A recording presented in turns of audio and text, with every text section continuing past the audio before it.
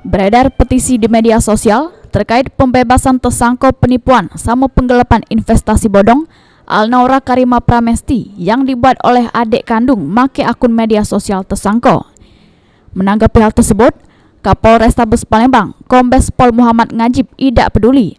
Artinya, pihak kepolisian tidak nanggepin segala bentuk intervensi dari luar. Polisi bakal terus lakukan pengembangan sama penahanan tersangka.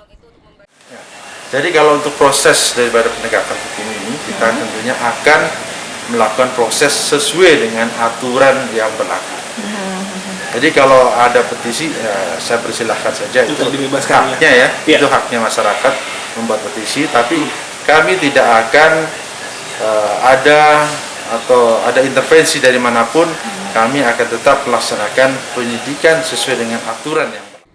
Tersangka ini ditahan di tahanan Polda Sumsel. Mengingat di Polsek Ilir Barat 1 maupun di Polrestabes Palembang belum ada tahanan khusus betina. Diketahui, tersangka ini terancam pasal 372 KUHP sama pasal 378 KUHP, diancam dengan hukuman paling lama 4 tahun penjara. Mulyadi, PAL TV.